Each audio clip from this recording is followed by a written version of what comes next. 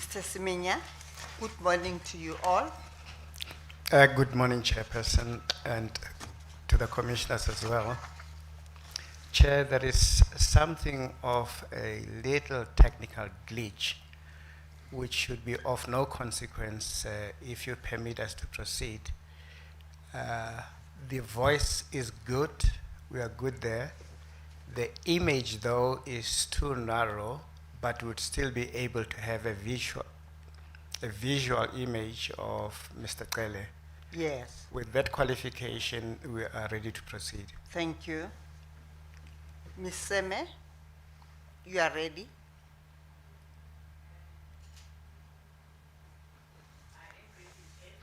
Howard, it is Mr. Vani who must Yes. cross-examine. Yes. Mr. Vani, are you ready? Yes, Chair. Yes. Yes, Chairperson. Good morning to you and the General Commissioners Cele, and to good Mr. morning. Tsele. I am ready. I hope I'm audible and visible. Yes, you are both audible and visible. General Cele, good morning. Good morning, Justice. Good morning, everybody that is on the platform. Thank you. Yes. Good morning. We can see you. Unfortunately, I can't see you, and I would have loved to see you, but I can see Advocate Vani. Yes. Mr. Vani, you may proceed. As the Chairperson pleases. General, firstly, thanks for coming back. We know that Before you have an extremely sorry to interpose, busy Mr. schedule. Mr. Vani, sorry to interpose. General Cele, you are reminded that you are still under your former oath. Thank you very much, Justice. I remember very well. Thank you. You may proceed, Mr. Vani. Thank you, Chairperson. So yes, General, thanks again for coming back to assist the Commission. We're fully aware of your hectic schedule. I should disclose that our paths have crossed way back in the early 90s when we were both dealing with the political violence in KwaZulu-Natal. I think our paths might have crossed subsequently as well. I can't remember exactly. Firstly, and on behalf of the families, we want to acknowledge the sacrifices that you have made for the liberation of South Africa. We wanted to place that on record. Now, we don't want to keep you very long this morning. We have provided you with our questions, and we hope that that's assisted you with your preparation. We're going to largely follow the order in the questions, which are set out in the application to cross-examine. Can I just check before we proceed? Do you have a copy of that document and the attached bundle? Yes, I think this is the correct document I have. Document Character Group bundle to cross-examine Begitele. I think that how is it headlined? Yes, that's correct. Wonderful, thank you. All right, well then you will see that at the top of page 2, there's a title called References to Colonel Botha. And you will recall, General, that in your evidence in chief, as well as your statement, you made a number of references to Colonel Botha. And you pointed out that it was the conduct of Botha and perhaps others that motivated you to initially refuse funding for the legal costs of apartheid-era police officers. So firstly, we want to check this Colonel Botha. Was this Hendrik Johannes Petrus Botha, also known as Henty Botha? Thanks very much, Savani.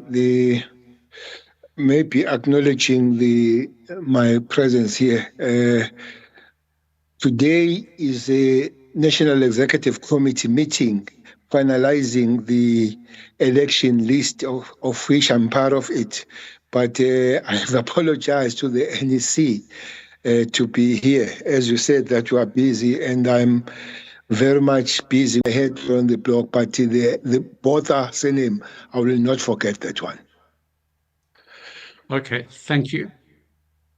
Now, you also made reference in your evidence in chief to one of your comrades, and that was Spor Pewa. I just want to put us all on the same page, so I'm going to read from paragraphs 9 to 11.4, just some context about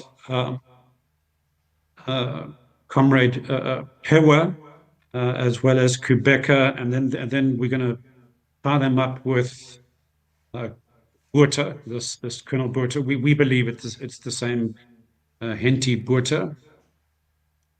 So I'll just read this into the record. In May 1987, Spor Pewa, a UDF activist, was abducted by Askaris and handed over to the security branch at Winkelspruit on the Natal coast.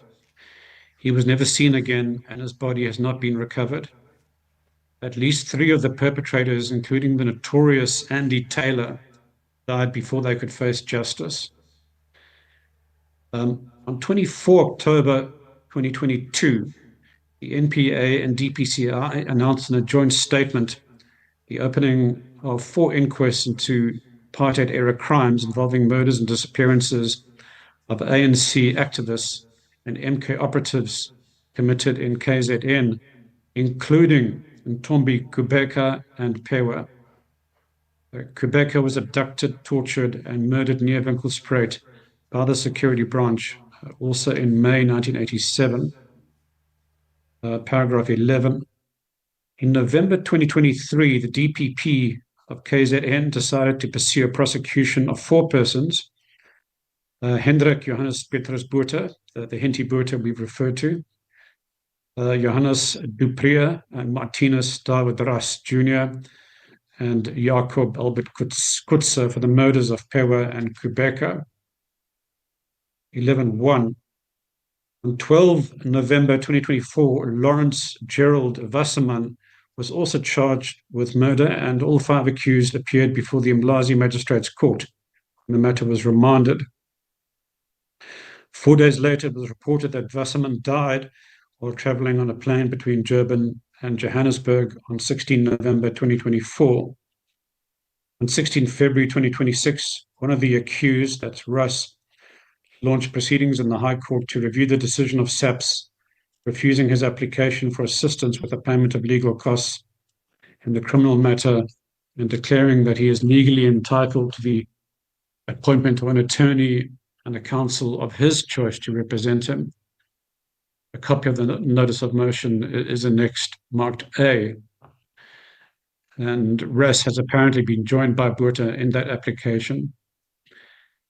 11.4. The trial of the accused has been set down for 24 to 28 August 2026 in the regional court. It will proceed unless interdicted by the High Court on the question of legal representation. So I can tell you that that's exactly what happened this week.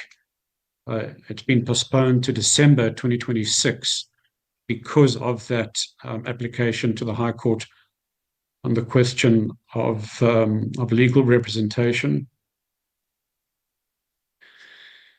Now, we have attached an affidavit by Mbusa Khoza, the son of the late Spor Pewa. That was a statement that Mbusa made out in support of the application for constitutional damages. It's annexed, marked B. Now, in your evidence in chief, you recall that Ms. Sema asked you about a certain biography. And at that time, I think all of us made the assumption, I think incorrectly, that you had written a biography. And I think you stated in your evidence that you intended to write one, and indeed you will have lots to write about, but you hadn't done so as yet. So we first wanted to clear up the misnomer, the mistermed document biography. So let's turn to the statement of Mbusa Khoza. It's at page, and we can just jump to the relevant paragraph 16 and 17. It's at page 39 of the bundle. And when we refer to page numbers, these are the big red numbers that are on the top right-hand corner. I'm there.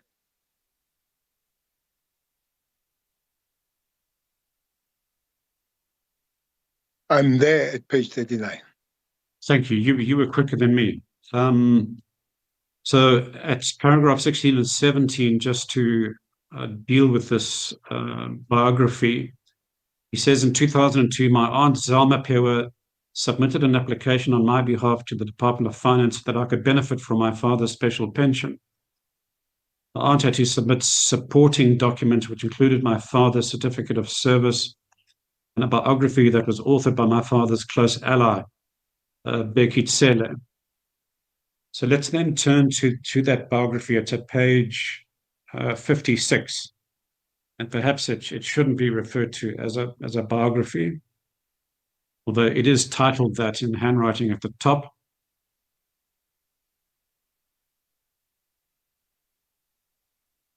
I'm there. So you'll see that it's on the letterhead of the African National Congress, KZN province. It's titled "To Whom It May Concern." In the date stamp, it looks like it's 12th of September 1997. And we don't have to go through it. Essentially, you confirm in this statement, which looks like it was sworn before perhaps a police officer, that you knew Musa Pewa.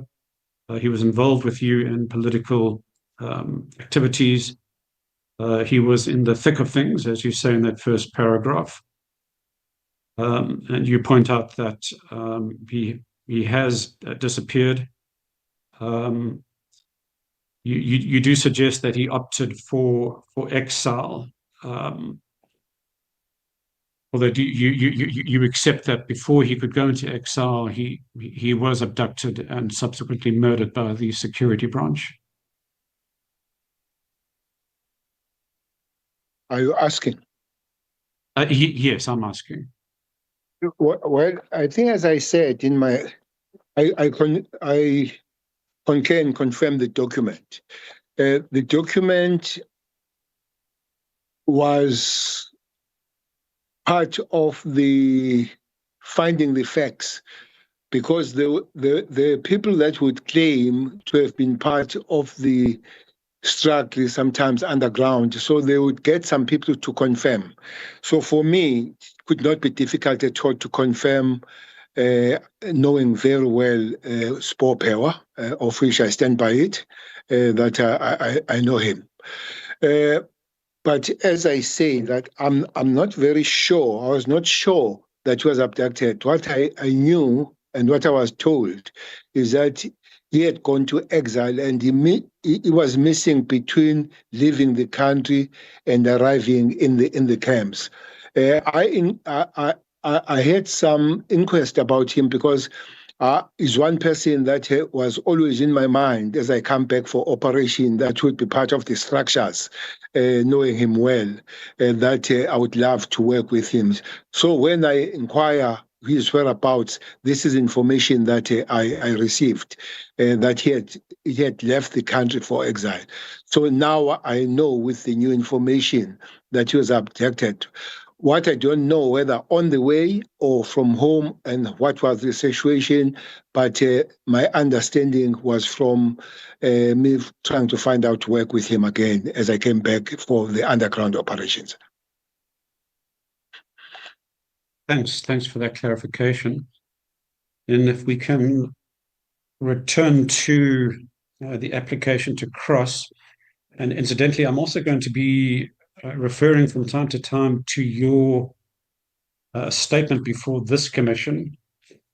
That's your statement that you made out on the 20th of June, 2026.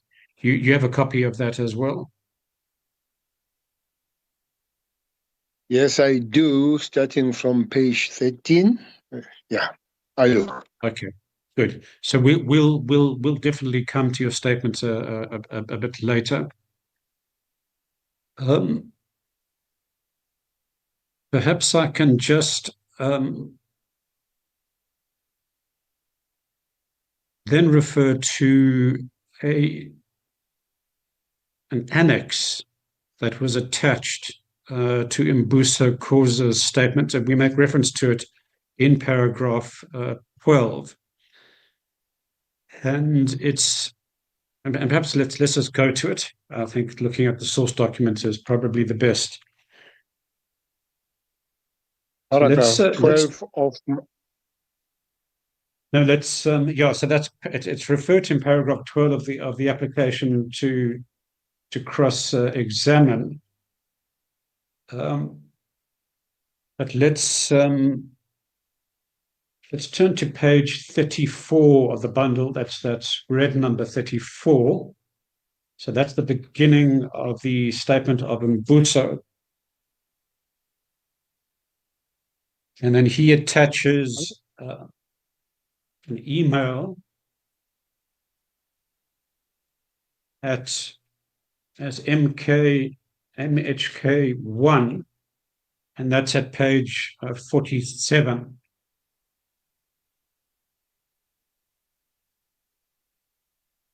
So this is an email from,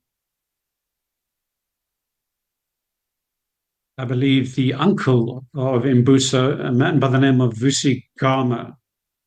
Are you at page 47? Yes, I'm there. Okay. So it's an email that's dated 13 August 2008. It's addressed to yourself at your KZN Transport email address. Am I correct in saying that at that time you were KZN MEC for transport? That's correct. And it's copied to one of your officials, somebody by the name of Sharon Gaylor. Yeah, The yes. subject is, the subject is the late Spore Musa Pewa from Lamontville. Correct. And essentially, I don't want to read the entire email, but he gives the background to Pewa that you would be familiar with, the mysterious circumstances under which he died. And then he refers to the fact that they are battling for financial assistance. Would I be correct that you did receive the email and that then led to you providing that document to assist the family in extracting the special pension? Yes, I confirm that.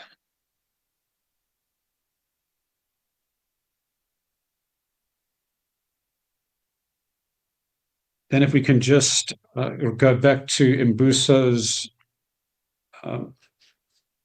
affidavit, and I'm going to refer you to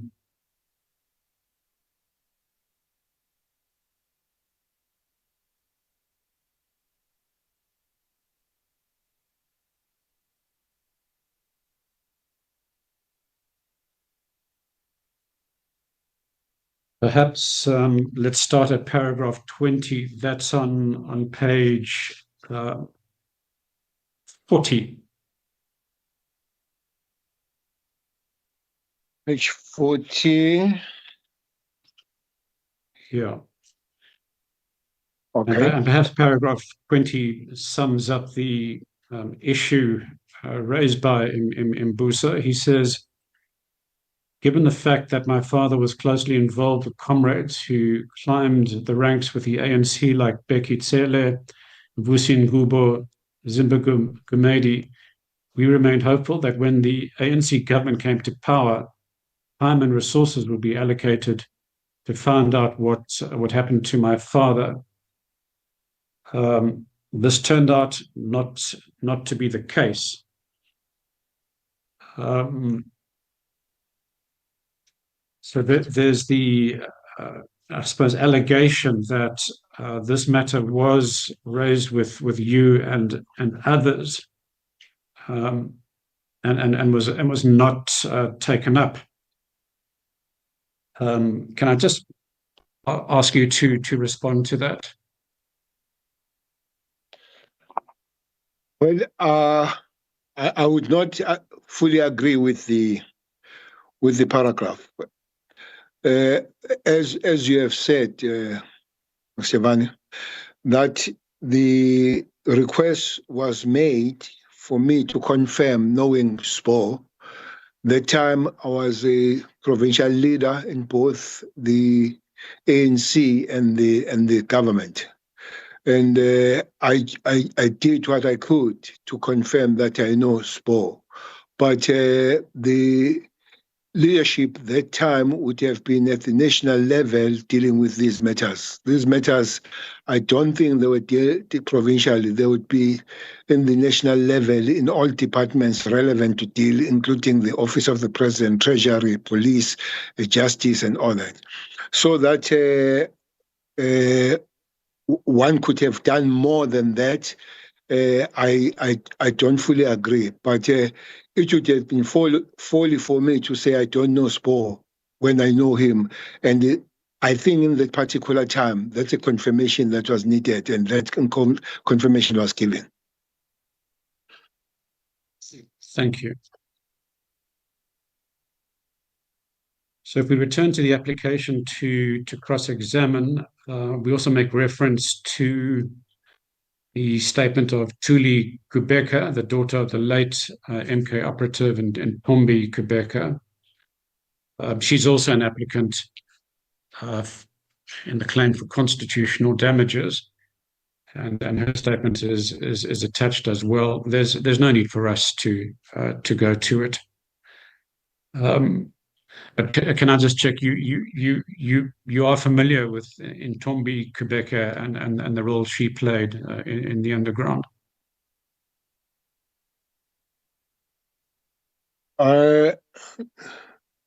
What was Ntombi the daughter? Thuli is the daughter, and she was the daughter of Ntombi Priscilla Kubeka. I think I would know mother and the uncle more than the daughter. Truly, I know her well, and the father. We met before, and we met when he was an ambassador. But I don't think that I would know their kids very well, including Tombi. I don't think I know her very well. Okay, but of course you know her mother. She was presumably one of your comrades at that time. And the whole family, including their mother, was a very active family. The brother, the sister, the whole family was in it. So I would not be surprised when you tell me that Ntombi was part of that family that was very active. Right. Well, now we're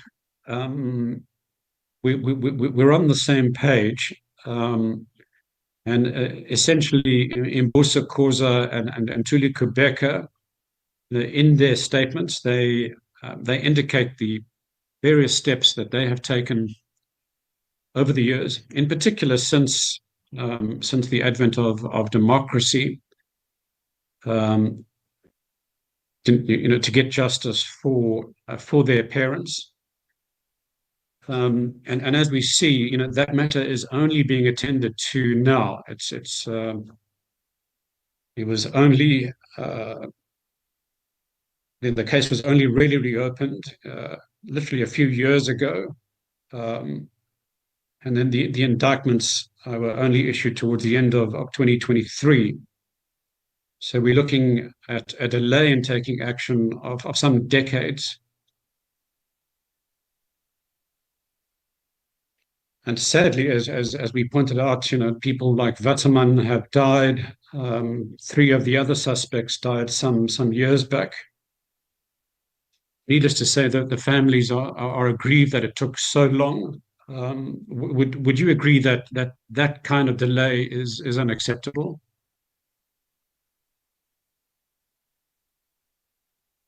Yeah, yes, I don't know if I could make a little bit of a statement on this one, as I agree. Please go ahead. For me, Mr. Vane and Justice, cases like this could not have gone even through the court.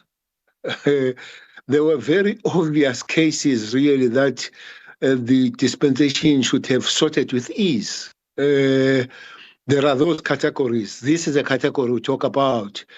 The category of Griffiths, the category of Victoria, the category of Steve, of Matthew and his comrades there.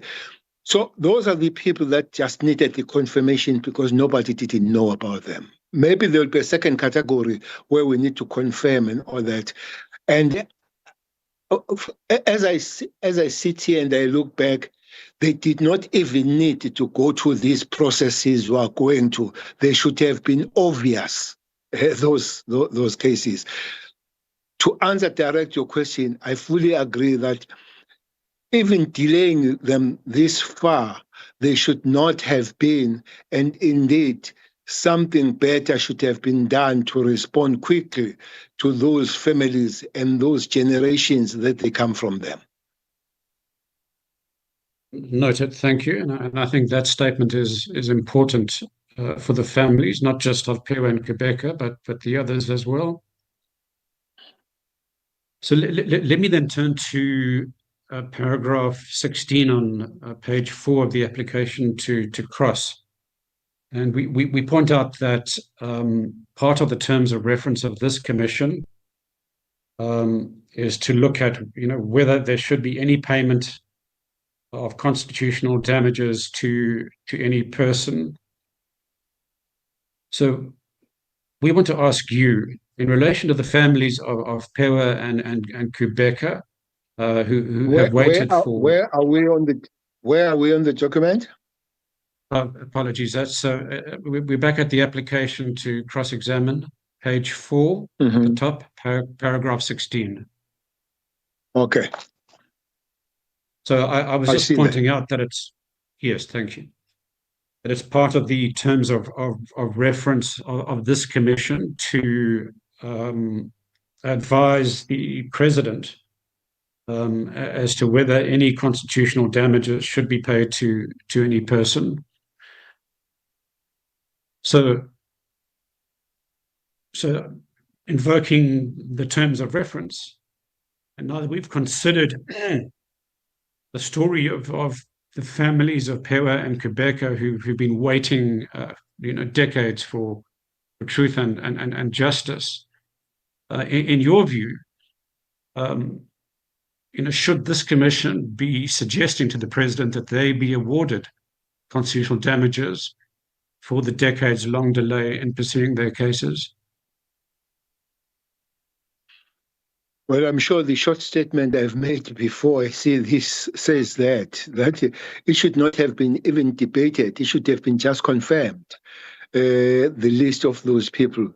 And I would not have qualms and I would not have a problem to confirm the statement that, for me, knowing these people, that would be the right thing to do. Thank you. I think that also carries meaning for the families. Let's then turn to the next heading. As you can see, it says refusal to fund legal costs of apartheid era perpetrators. And you dealt with this topic at length in your evidence in chief, as well as your statement. That's from page 21 onwards. Firstly, let me commend you, General, for taking responsibility, and I have to say that is a really refreshing and welcome approach that we haven't seen from many officials. So we first acknowledge the fact that you accept responsibility for the initial decision, and that when you were advised about the outcome, you changed course, and we are grateful for that. Although we do need to put it to you that that decision had some impact on the Nokuthula Simelane and COSAS 4 matters, because it did delay both cases for some years, as we point out in paragraph 18. Now, let me say to you that I do have some sympathy or empathy, perhaps.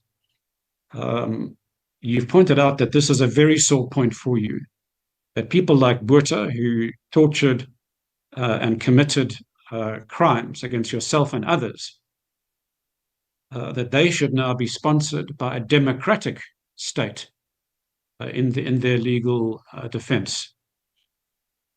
And I should tell you that for the families and those of us who represent the families, we share those sentiments.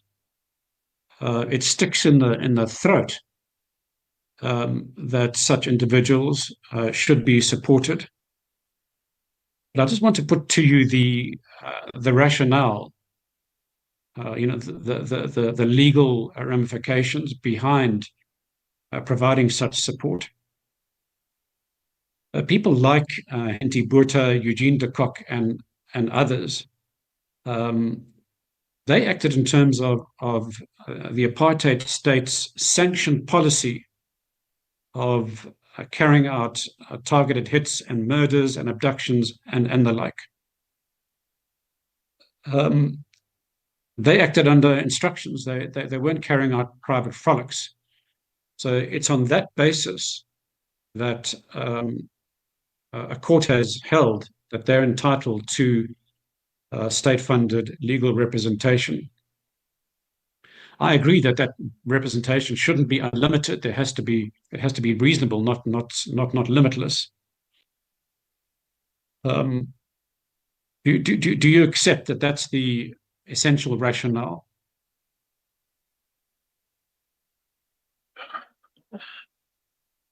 Mr. Vani,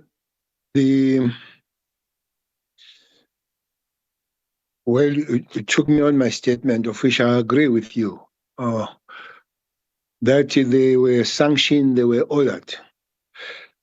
But also we must remember that they were ordered by the criminal state.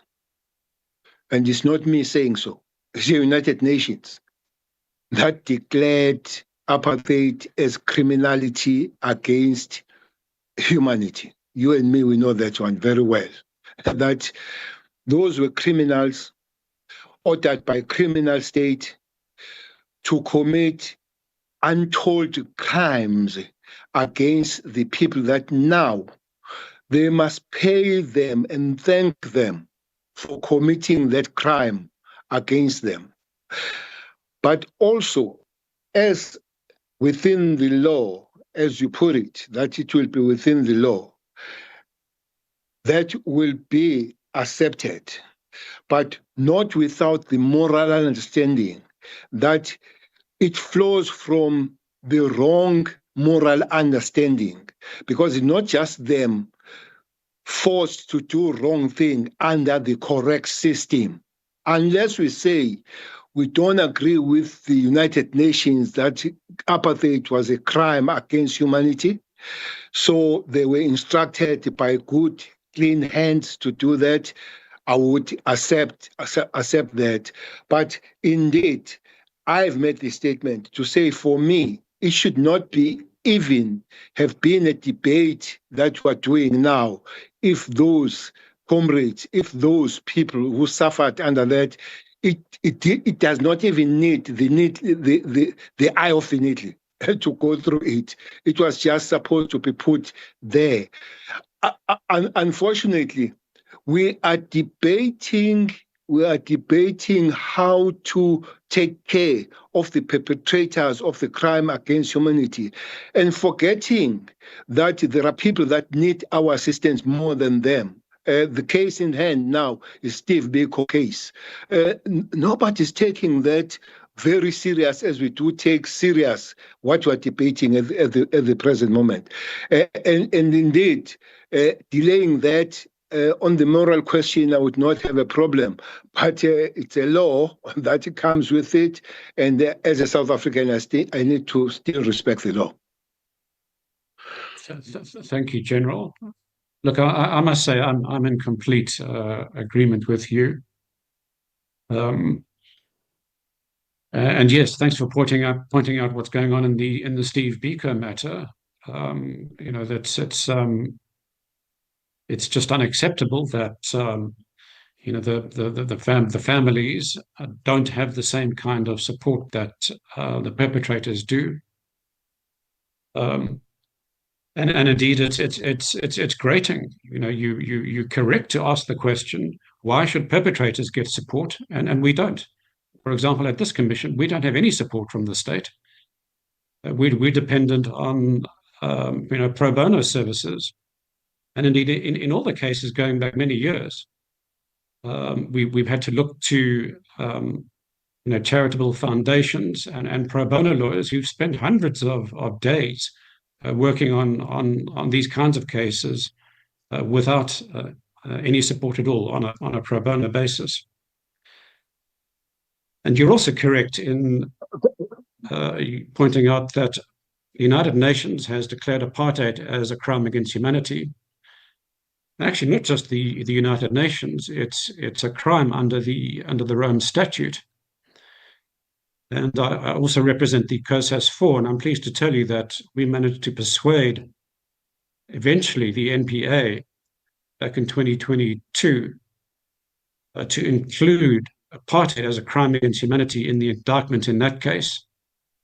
Frankly, we think all the indictments should have included apartheid as a crime against humanity, but at least we've got it into one matter. It's now an appeal before the Supreme Court of Appeal.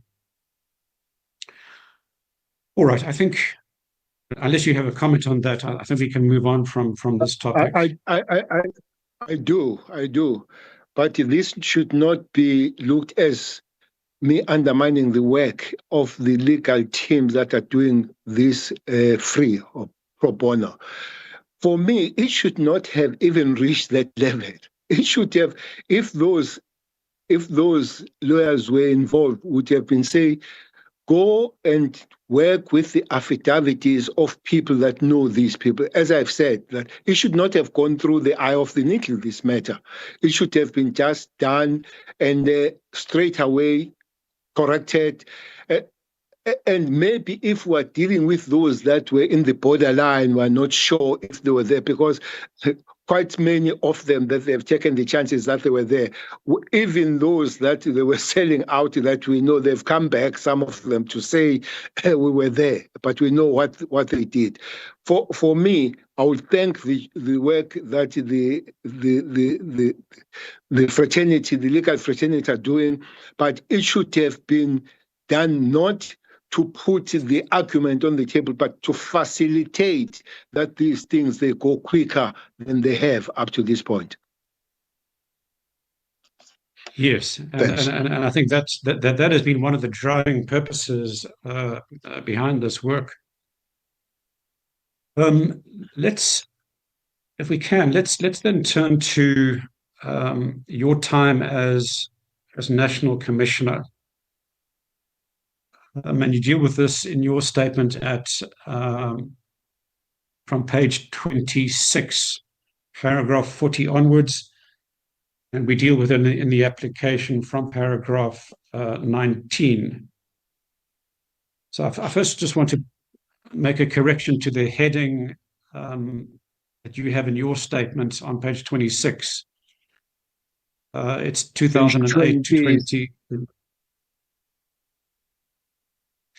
Yes. Am I right in saying that the exact dates are July 2009 to October 2011. That's correct. The correction is correct. Now, at paragraph 41, you say you take responsibility for the delays that occurred during that period. And again, General, I want to place on the record that we are grateful for that statement.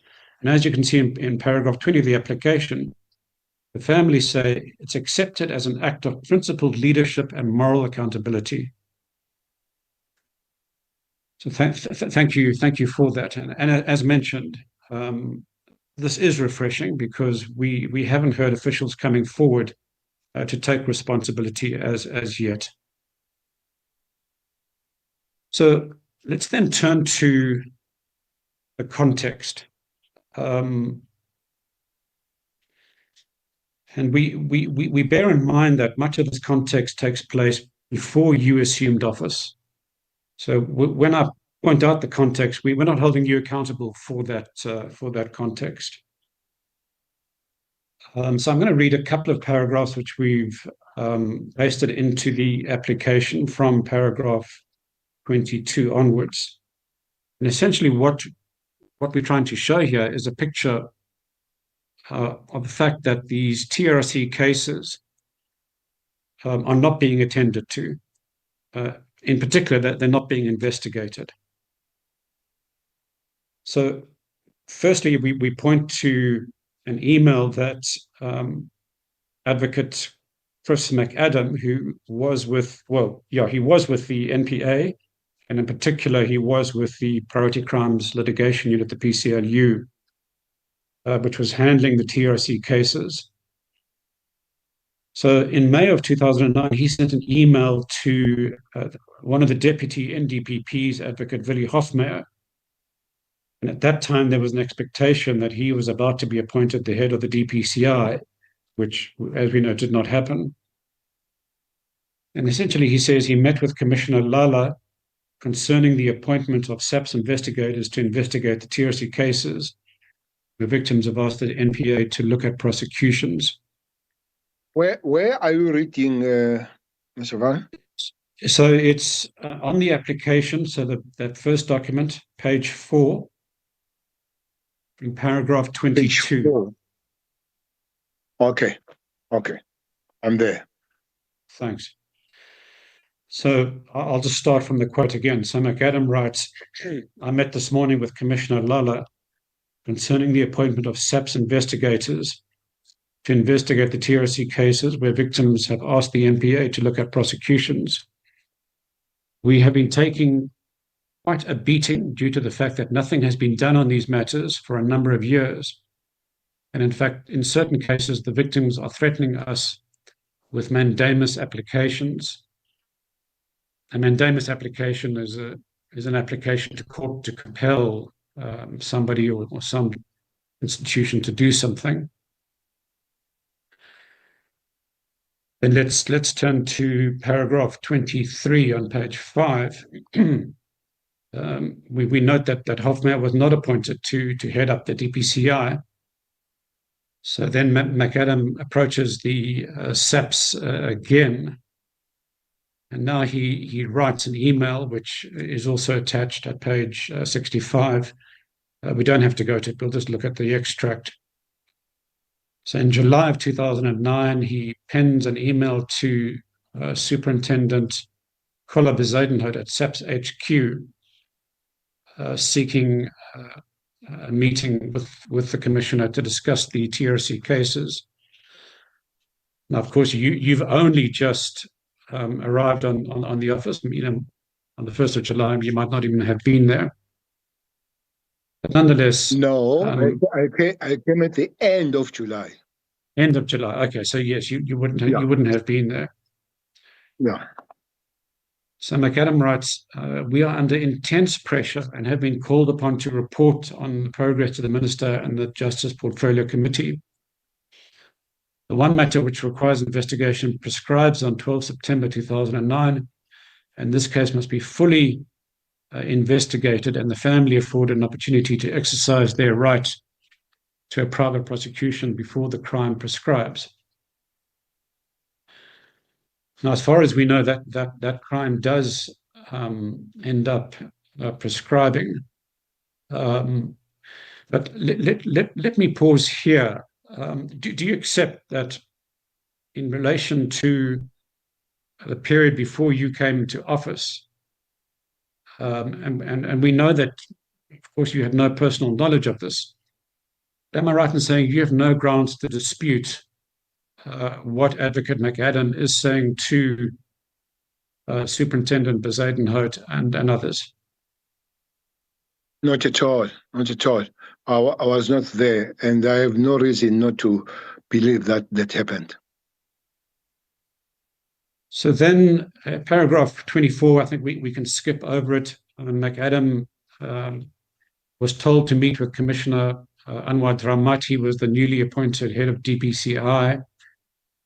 He wasn't able to secure a meeting through 2009. But I do want to draw your attention to a reference that Lukanya Kalata, the son of the late Fort Kalata, he stated in his affidavit just before this commission that the family of Nokutula Simelane, that they attempted to send messages. I see it says to the Minister of Police. I thought it was the Commissioner of Police at the time to appoint investigators on the TRC cases. Do you recall whether you were ever approached or sent a message during the course of 2009, perhaps towards the end of 2009, either from family members or legal representatives asking for investigators?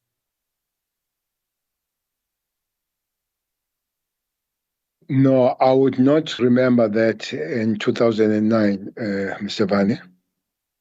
Okay. Then, if we turn to paragraph, was it sent to the National Commissioner or the Minister? yes, well, that's a good question. I was under the impression that it was the Commissioner. It says here that it was the Minister. Obviously, you were not the Minister. But nonetheless, you can't recall receiving any such communication, so I think we can just leave it. So then, in paragraph 26, we note that McAdam then met with Assistant Commissioner Godfrey Lebeya in November of 2009 about the question of investigations. He addressed a letter which we have attached. It's at page 66. Before you go there, yes. Before you go there, why don't Sure. we look at paragraph 25 and read it all? Okay. Because I think it gives some clarification towards the end. Paragraph Yes, 25. okay. Is this in the application or your statement? No, paragraph 25, page 5, as you were reading McAdam. So 25, Yes. the statement made by Lucanio, that in his affidavit dated 17 January 2025, indicated that he was advised that at the time, the family of the late Nokutula Simelane and their representatives were working behind the scenes to persuade the Minister of Police to appoint investigators to take on the TRC cases. So if they wrote that in September 2009, I was not a minister. If they write now, January 2025, I'm not a minister, I'm no more there. Yes, we have noted that. Yeah. Okay. Yeah.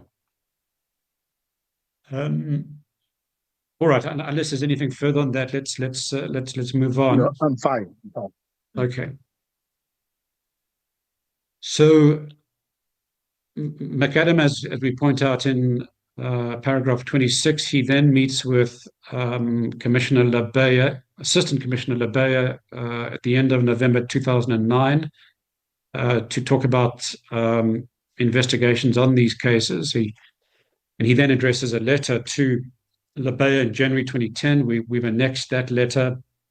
Unless you have a comment, I'm in the interest of time, I'm going to skip the contents of that letter. He simply raises a concern that one of the, well, amongst other concerns, that one of the investigators was very keen to prosecute the liberation movements. That's one senior superintendent, Bester. But if you don't have a comment on that, we can move on. Okay, let's move on. Then let's turn to page 7. And I want to draw your attention to paragraph 28 because we have an extract from the NPA's annual report of 2009/2010, which is annexed at page 68. But we have the relevant extract in the document. Basically, it's noting that the TRC cases had to be investigated before decisions could be made on prosecutions. I'll just read it into the record. TRC cases. The PCLU is required to advise the NDPP in making decisions whether or not to prosecute in cases arising from the TRC process. Matters need to be fully investigated before any final prosecution decision can be made. Since 2003, the NPA has struggled to secure the necessary cooperation in this regard. With the establishment of the DPCI, the responsibility of such investigations was transferred to this unit. The PCLU had to recommence its negotiations de novo. I'm not sure if that should read investigations. Although we were also aware that they were negotiating with SAPS, so that's unclear. Currently, the DPCI has indicated that it will conduct the necessary investigations only after the conclusion of the 2010 FIFA World Cup, due to the fact that it has a number of special responsibilities in connection with this event. Now, you do make reference to the World Cup in your statement, and perhaps we can go there. It's at paragraph 42. In fact, 42 through to 44. And you point out that this event required focused attention. It was an historic occasion. Paragraph of my statement. Of your statement, yes, that's right. I'll wait for you to get there. It's paginated 42. page 26. Yes, I'm there. Okay. So if you look at paragraphs 42 all the way to 44, you make the point that the World Cup in 2010 required focused attention. It couldn't be disrupted by criminals. It was an historic occasion, and you just couldn't afford any adverse consequences for the country and the economy. And in 43, you describe, I think, eloquently that this was a very onerous responsibility which fell on your shoulders. And then perhaps I'll just read paragraph 44 into the record, because then I can pose some questions. South Africa hosted a safe World Cup because of the dedication of SAP's resources. The price we paid was indeed high, as most resources were diverted to this goal. In my respectful view, given the circumstances, as a country, we did well and enhanced the country's reputation for major international events. But our obligations in respect of other matters were delayed is the unfortunate price that we had to pay. Now, would I be right in saying that you decided to include these paragraphs on the 2010 World Cup because SAPS had indicated, as we've previously seen, that they could only start with the TRC cases after the conclusion of the World Cup?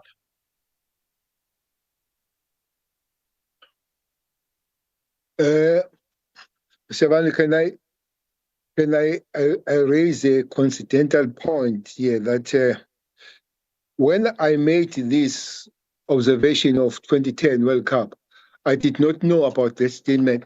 You remember where is that statement you read of delay of 2010? It's in the NPA annual report that we just dealt with for 2009 and 2010. So I really did not know that statement. That coincides with my thinking. But one other thing, when I joined the police end of July as a national commissioner, these budgets were there. I don't think that it was most of the police that diverted. I think it was the treasurer business that put the money that was ring fenced really to work on 2010. Maybe diversion from other things would not have been directly done by the police, but more at the treasury level, that this money, and I guess would have been taken from some other programs of the police, but thereafter ring-fenced to deal with 2010 World Cup. Noted, thank you.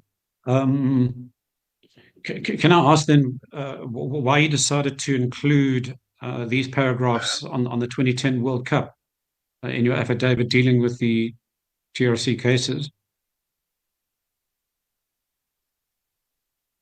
Well, I think it would have been me trying to make the point that TRO cases, we'll talk about them now, but I don't think it's the only thing that suffered in other work of the police. Many other things that suffered. For instance, when we went for 2010 World Cup, there was a lot of training of the South African police, and they were at a high number. I think there were 195,000 members of the South African police in different units. And as I came back as a minister, I found them almost 180 with a 60 million population. So recruitment was increased, I guess, towards 2010. Training, many units like public order policing were there. So TRC did not suffer alone, but other areas of policing did suffer as we're concentrating on 2010, Mr. Van. Okay, thanks for that clarification. Yes, and while we're talking of resources, I see in paragraph 41, aside from taking responsibility, you say in your capacity as commissioner, there were several matters that required my attention and to which police resources had to be deployed. So when it comes to the deploying of resources, so this is, obviously, important decisions because it deals with the decisions around allocating personnel, police officers, detectives, other staff, perhaps equipment, and of course, money and budgets. That these are the results of decisions that one takes in a position like you held. Not necessarily. The budget is not done by the minister. It would have been a real pleasure to do the budget. The budget is done by the MINBAT. There is a group of ministers, and I must say today, from the security cluster, we've been really complaining because there is no minister that came from the security cluster that was sitting on this MINBAT. So that it starts from there. And then as a minister, you are given, just this is a budget. But even so, it's not passed or denied by you. It goes to Parliament. Yours is to read in Parliament. And you go to Portfolio Committee. Portfolio Committee can help you to. So when you see the budget, minister has a minimal or zero kind of input in the processes of coming off the budget. Yours is to oversee it, that it does the job that has been given through MINBAT, portfolio committees, Parliament itself, until it becomes a proper budget that is read by the Minister, of course, and is passed by Parliament. Thanks for that useful background. Chairperson, I see it's gone 11:30. I can indicate that I'll need perhaps about another 20 minutes. I just wanted to alert you that an hour has gone, and if you wish to take a break at this stage.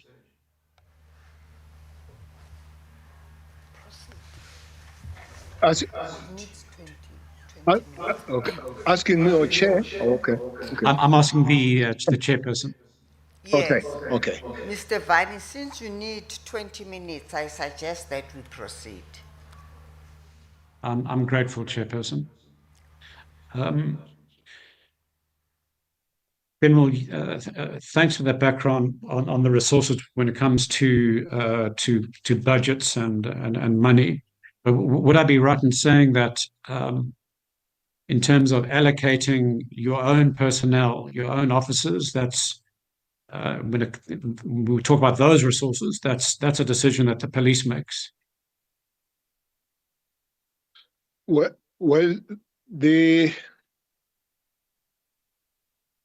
if you say my own personnel, you mean the whole police or the ministerial staff? So for the moment, we're not talking about your role as minister. We're talking about your role as commissioner of police. So within SAPS itself, although you might be constrained by decisions that others have taken in relation to the money you get, you're able to come up with your own strategic focus. You can decide where to allocate your police officers. No. You are given the money, and there are things called programs. By the time it gets out of Parliament, it's in programs already.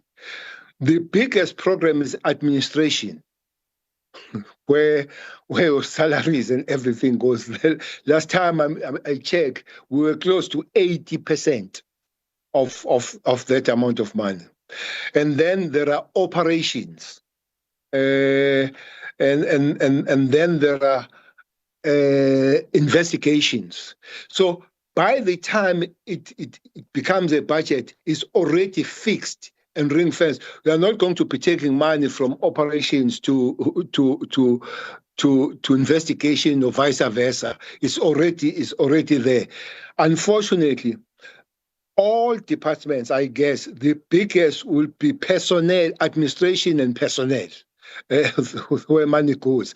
So you come to maneuver to the little you have on the investigations. One thing that have suffered, Mr. Vani, big time in the police, it's investigations and the investigators themselves. In many ways, their training, their recruitment, their advancement,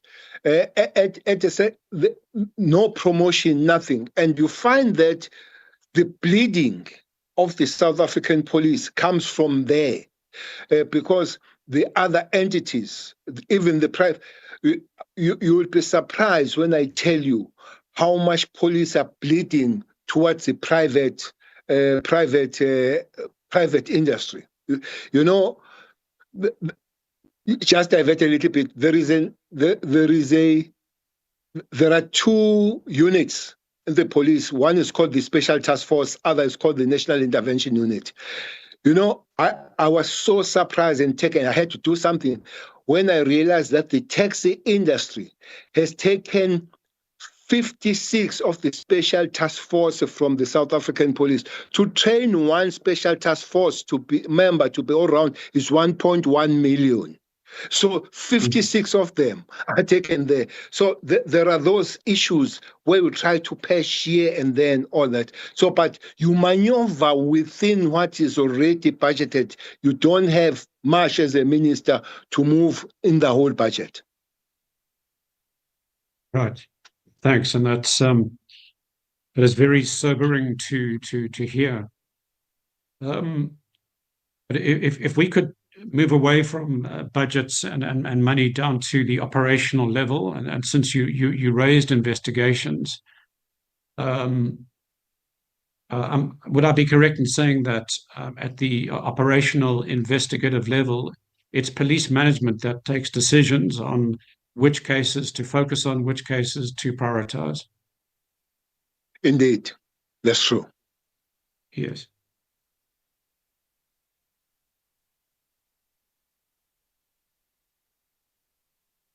So you have pointed out that in relation to the World Cup, that certain things had to give way, and unfortunately we are aware that that the TRC cases were one of the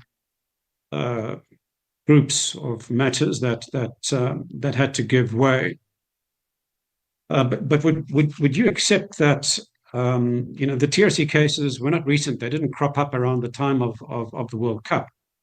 These are quite old cases. They had been on the books for some time. That they in fact should have been investigated in previous years. And so this decision about suspending work on these cases, not even suspending because they hadn't really started. But would you agree that that should not have been a decision that needed to be taken because they should have been already live cases being investigated? Well, maybe I'm biased on this one because myself, I would have loved to know what happened to me. So definitely, maybe people that were there can give us better answers. Why it didn't happen that quick? I concur with that. That the families out there, especially those that they lost, but Mr. Vani, besides the comrades we lost on the way, those that disappeared, like Spore, we don't know where they went, and those that were still digging their graves today, and those that are living with a lot of scars, by the way. This Friday, no, this Sunday, we are having a memorial lecture of Phila Ndwandwe, and and I think that is one woman that faced a serious brutality towards her end of her life. And I would really love to know what happened. We're pretty close with her. So I would really love to happen. Indeed, I would not take any qualms to say they should have been given some form of facilitation and priority those cases of the TRC. Noted, and thank you.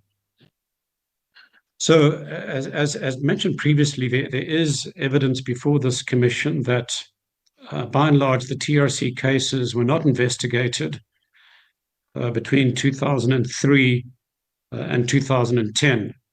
Post World Cup is when things started to really happen. Now, we're aware, of course, that you only assumed office at the end of July 2009. We don't hold you accountable for what happened before you were there, but you have correctly and I think bravely accepted responsibility for what happened during your tenure from July 2009 through to October of 2011. So now if we turn to the TRC cases, which I think were being handled by the PCLU at the NPA, they had been declared priority crimes. We know that the PCLU didn't just deal with the TRC cases. They had a host of other priority matters, which included terrorism, violations of arms control provisions, crimes dealing with nuclear and biological weapons. The list goes on. Now, we've heard evidence from individuals such as Advocate McAdam that these other cases continued in the normal course, and SAPS carried on, always investigated those cases without interruption. It was only the TRC cases that were not taken forward. And there is a narrative emerging that before this commission that it was a question of resources.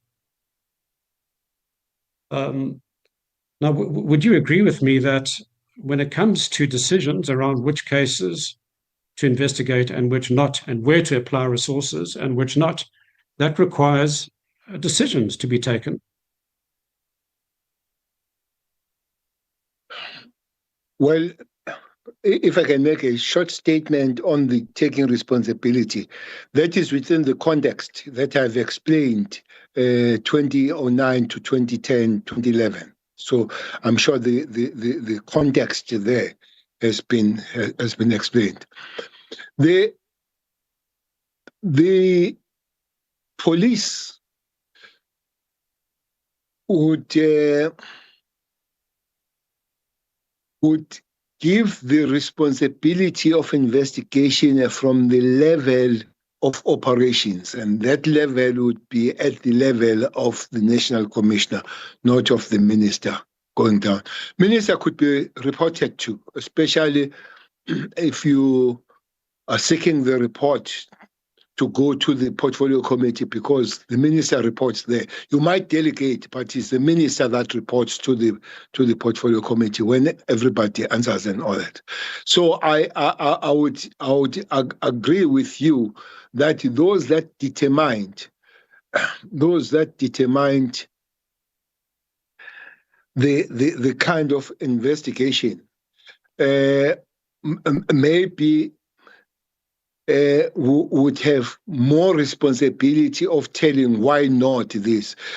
I don't know if I can make some form of a bizarre kind of statement. Please go ahead. That I understand. You see, when the new dispensation came, there were no buses and trains that took the police that were there out of the work, and buses brought the new. The same people continued, and those are the people that had to investigate the same thing. For instance, you read somewhere, I can't remember, where there was somebody that had more zeal and oomph of investigating the liberation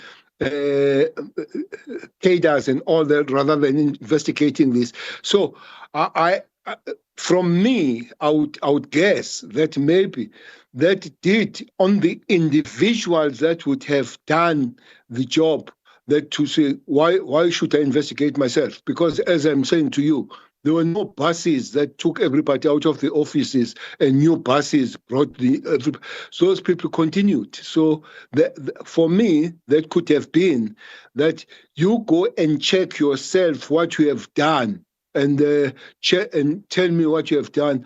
I would be lazy to do that and be more keen to do other things than looking after myself. That is just my thinking. I don't think there are facts about that. Noted. And it's useful to have those insights. Can I put the following to you? And this is now from the perspective of the people I represent, the families. This is their response to the assertion that, but for the lack of resources, the TRC cases would have gone ahead. That it's somehow just a coincidence that en masse, that group of cases didn't go ahead. Although if the police had the resources, they would have gone ahead. Here I'm talking about that period before you came to office. That from the perspective of the families, that's insulting their intelligence. Would that be a fair statement?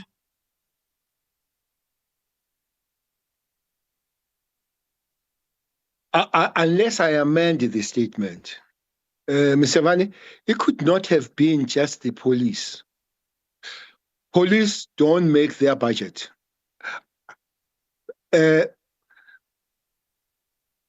For me, it would have been across the government, especially some specific departments, including Treasury, by the way, because I would have taken the statement by the families to say, here is the money given to deal with this matter, but you did not do it. So for me, Treasury will be part of it. For me, NPA will be part of it. The police will be part of it. So I would not blame the police alone, but it will be across some departments within the government, and indeed ending up at the government if it needs to be, rather than the police as a department. That will be my take. In expanding the cry of the families. Yes, and I think we are in agreement that responsibility is not just of the police alone. It does cut across. I think we have to look at the role of the NPA and, as you say, government more generally. Just to wrap up the question of resources as an excuse for these cases not going ahead, the families will be putting it to this commission that they don't buy that excuse. It wasn't just a question of resources. Shortage of resources applies across the board, not just to one group of cases. And that the failure to take the cases forward through the decade of the 2000s, that was the function of management decisions.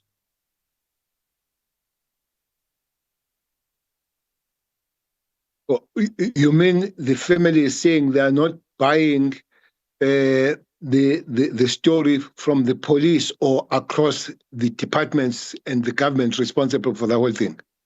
So are you specific to the police? To the extent that the police or any other department say that, oh, we couldn't go ahead because we didn't have the resources, the families reject that claim. Well, I would not fight the families for that particular understanding, but knowing, having gone inside these structures, there is something, Mr. Vani, that says there is lack of resources. If we can, there are many things that we can put as a lack of resources, having done the job both administratively and politically where I come from. But that does not mean that I say families should not believe that way. All right, let's move on. If I can draw your attention back to the application, and at page 7 at the bottom, we just point out a stock. I'll wait for you to get there. Okay, I'm there. Paragraph 31 at the bottom. We just point out a stark, I suppose, statistic that between 2007 and 2016, no inquests involving TRC cases occurred, and no TRC matters were enrolled for prosecution until early 2016. And that was, in fact, the Nokatuda Simelane case, but that only happened after Tembi Simelane went to court. Do you accept that that's an appalling record? Well, indeed, something should have happened. I agree with that. All right, let's turn to your time as Minister of Police. And you deal with this in your statement from page 25 onwards. And let me first say that the families make no allegations of interference on your part as Minister of Police. So that's simply not on the table. But we do want to draw your attention to what you say in paragraph 38 of your statement.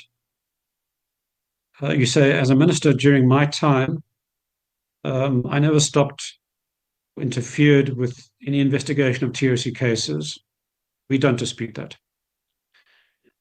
During my tenure as minister, I never received complaints or concerns the police were not providing investigative support, the investigation of TRC cases, nor can any evidence be adduced to my recollection pointing to such a failure. So there we do want to take some issue because we want to point to some communications in which you were either addressed or copied. And let's start with 35.1. And that is a letter that dated 4 October. 35.1. Sorry, it's a paragraph. It's on the same page 8. Page 8. Sorry to confuse you. We're between documents. If I can bring you back to the application. I'm at page 8 now. Yes. So we're going to drop down to 35.1, and we make reference to a letter from a firm of attorneys by the name of Cliff Decker Hofmeyer. So their pro bono departments represent the Craddock 4 families. And on 4 October 2020, they sent a letter to you as the minister and the National Commissioner seeking your intervention on the case of the missing Craddock 4 docket. And we've annexed that. And actually, can I ask you to turn to it? It's at page 73 of that bundle.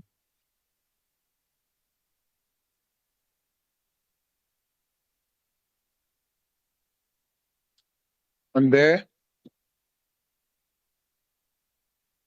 So you can see it's on the CDH letterhead. It's addressed to the Minister of Police,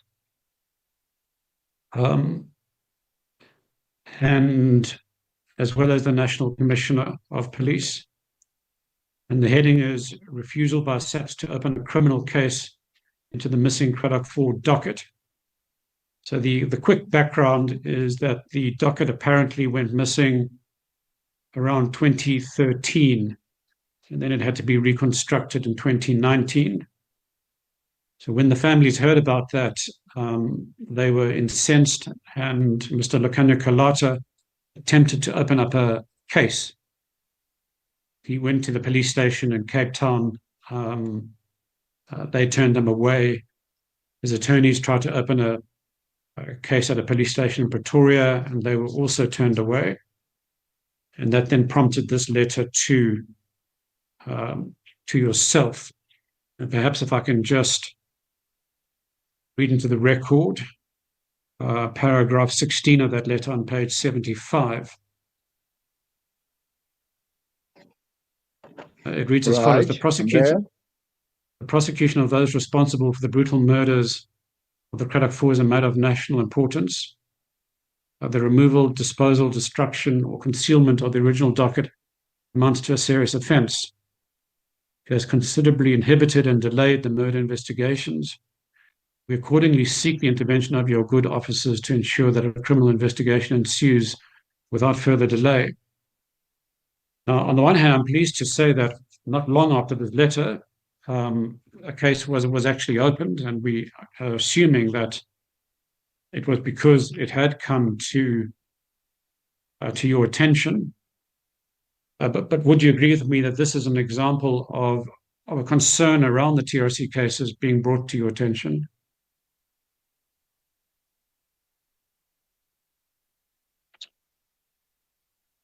Well, the issue here, Mr. Vani, are the investigations. And the investigations are not for the minister. Actually, the day the ministers get in the investigation part of things, that will be a set day, and then maybe the things that we see as we speak that are ventilated somewhere else, where the ministers can even suggest that see after Van. It cannot be. Some of them, they are done at the ministerial level to speak. That does not mean that we don't speak with national commissioners. But sometimes the national commissioners would not, and it would not be a crime. You don't know how many cases I read on the papers that the minister has lost the case and must pay the money to Mr. Vani. Something that you have, some of the millions of rands, something that you have never had. And you call Mr. Commissioner, the legal head, what is this? But yeah, we went to court, we lost and all that. And I would not ask, why didn't you come to me? But the problem, when Mr. Vani comes, he won't go to the national commissioner for litigation, will go to the. So those are some of the structural things that even sometimes when these things are written, will be said to the minister, the office of the minister, the chief of staff and everybody, can without referring take it straight where it belongs to the National Commission investigation. So some of these things will be remembered, some of these things would not be remembered. But when the commissioner Sorry, comes General. and Sorry, General. Can I just come in there? But the Yes. point that you need to make is this is one of the cases that were brought to your attention. Can you recall that it was brought to your attention, and maybe you can help us as to what did you do when it came to your attention?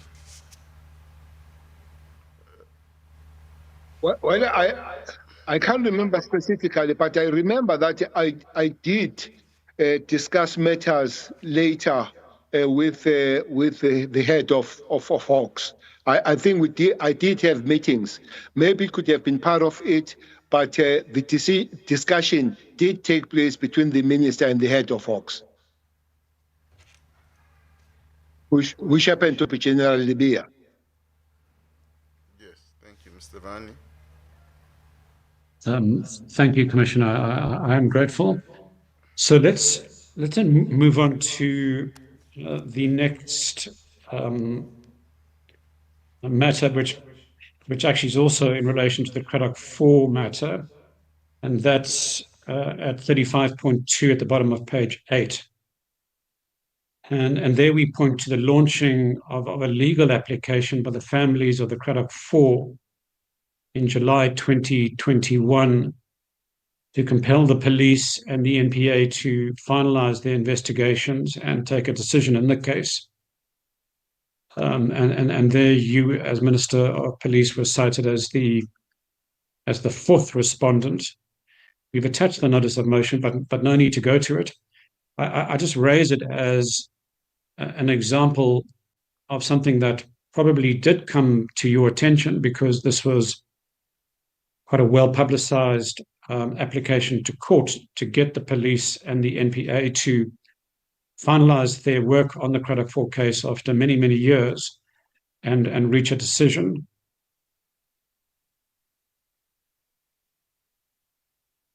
Well, indeed, it could have been. Remembering exactly, I would not.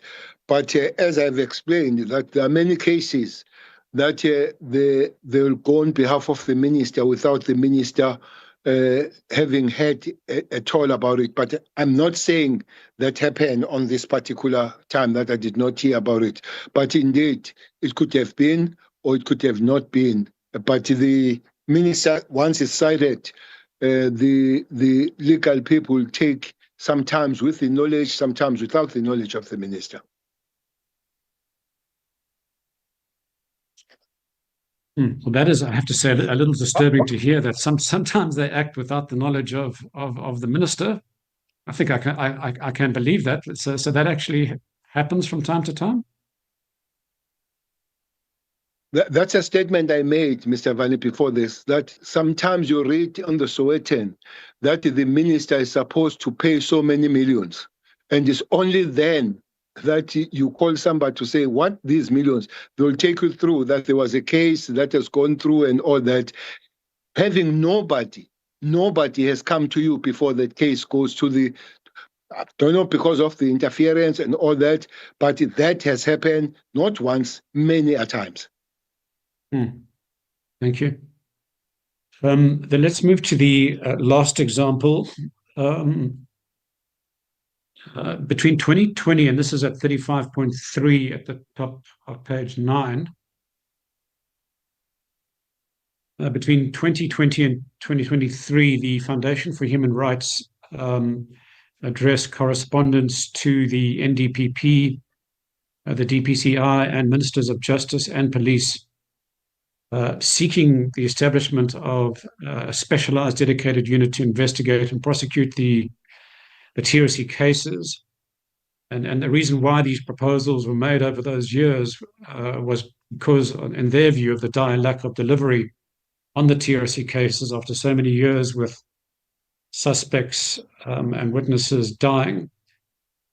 Now, we've attached that correspondence from pages 98 to 117. I'm not going to take you to them, but I just raise it as another example where concerns were raised and in matters which there was communications where you were copied. So I suppose I just want to put it to you that concerns were brought to your office. Whether you got to see them directly, we don't know, but they were raised. Well, I would not argue against that were raised with me. So, but the same principle will prevail here to say I might not have seen it, but I don't remember specifically seeing and dealing with it specifically, Mr. Vani. Okay. So then finally, you can see from paragraph 36 onwards that we quote certain DPCI figures.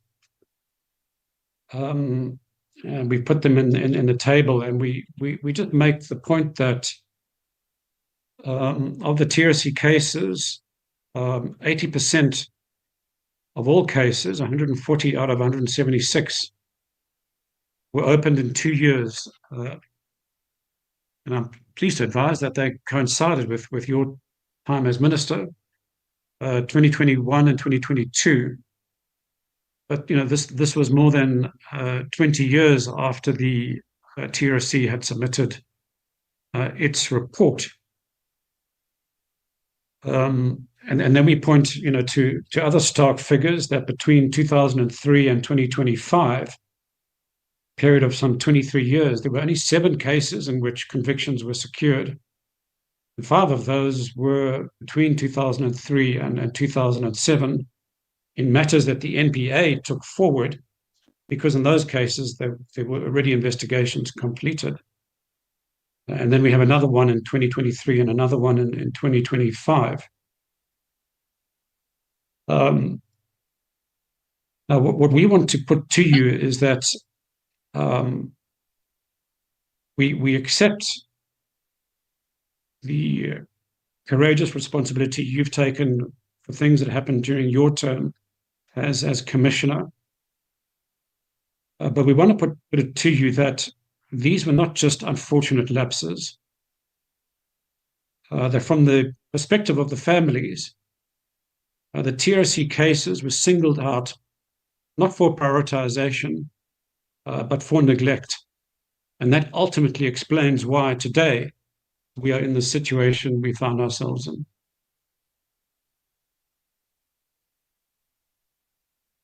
My response? Yes, please. My comment? No, I think I'll live with the context of my period as a national commissioner, Mr. Vani, that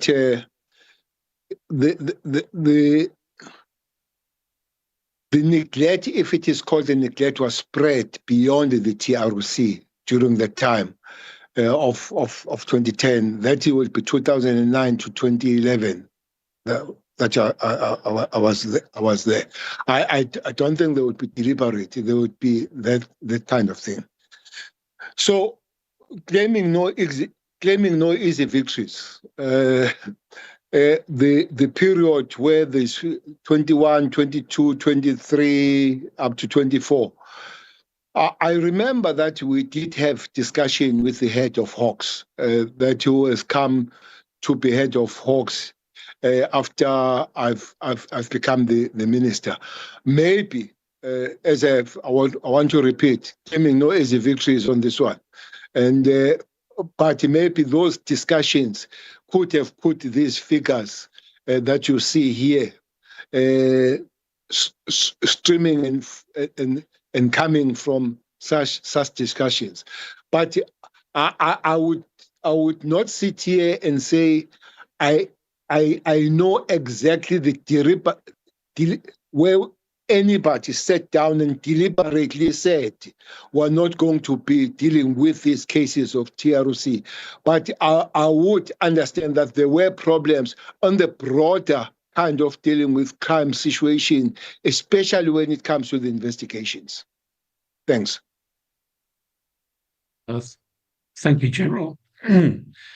General, we are grateful for the time that you've given this commission on two separate days. I know that you have to get back to some pretty important business. We have no further questions for you. Thank you, Chairperson. Thank you, Mr. Vani. Ms. Seme?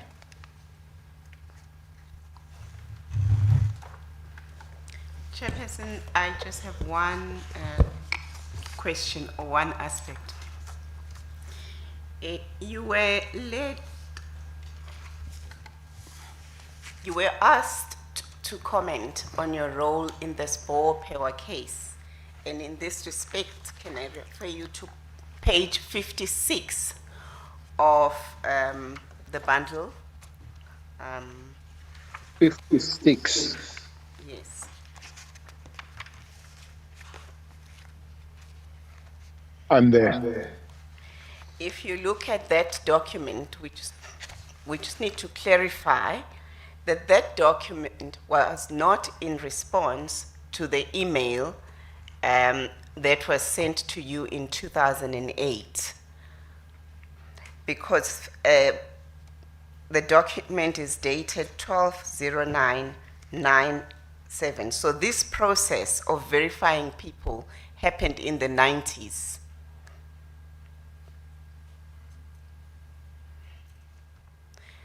The process where you were verifying that indeed Musa Pewa was well known to you.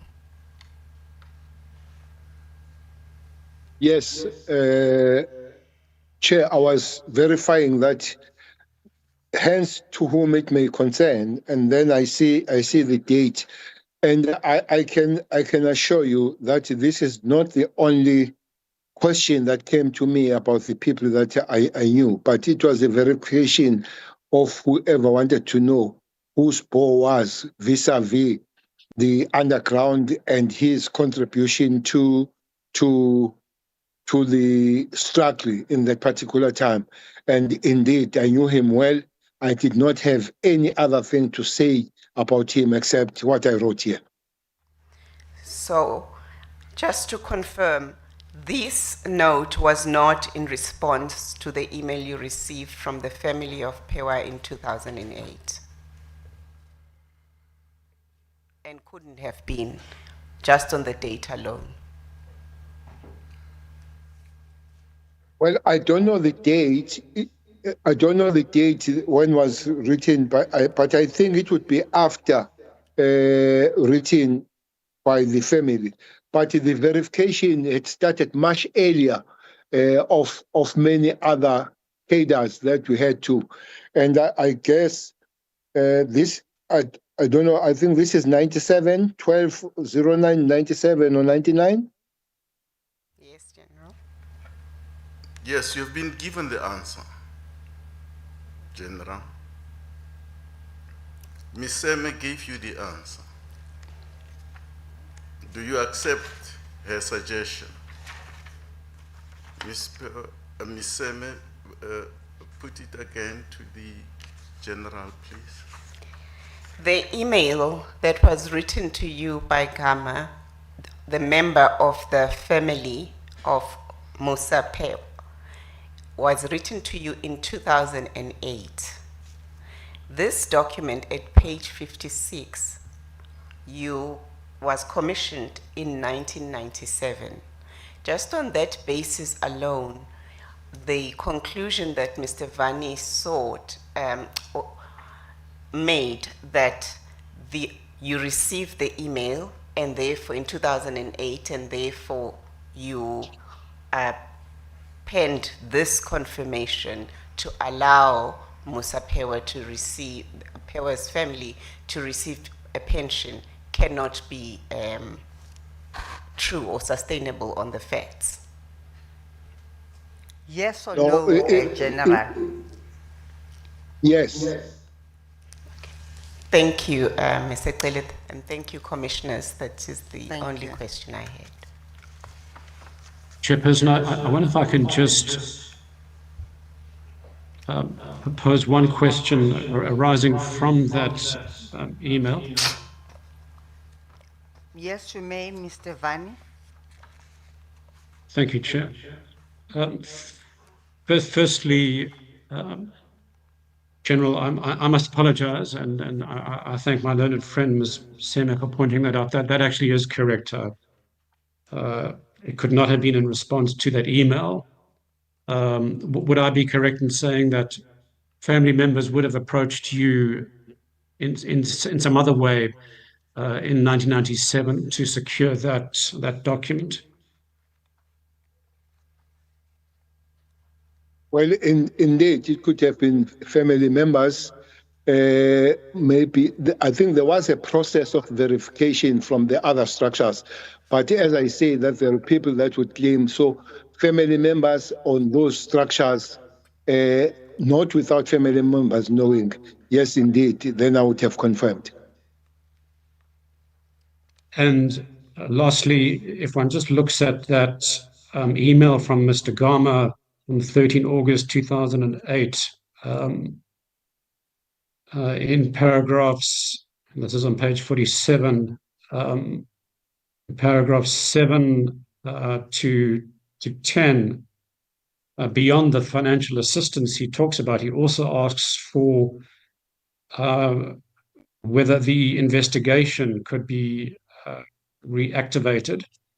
And he humbly appeals to you for assistance to discover what happened to Pewa, saying that time is not on our side.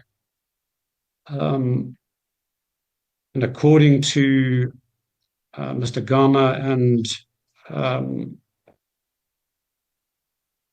the son, there was no response to that. Well, Chairperson, through you, Justice, I would not know, but I was in the province in that particular time. And really, 2008, I was just an MEC for transport. I could have spoken to somebody. I can't remember who, if I did, but I've been always very much keen to help when it comes to sport matters, and generally those people that I had the recollection of knowing who they were.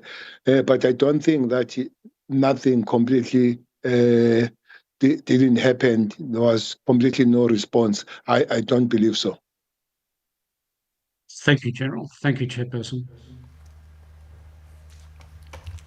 General, we thank you for having accommodated us in your busy schedule. You are now excused as a witness, and you may go and resume your duties, your important duties.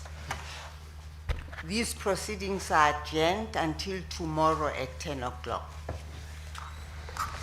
As a chair, please. Thank you very much.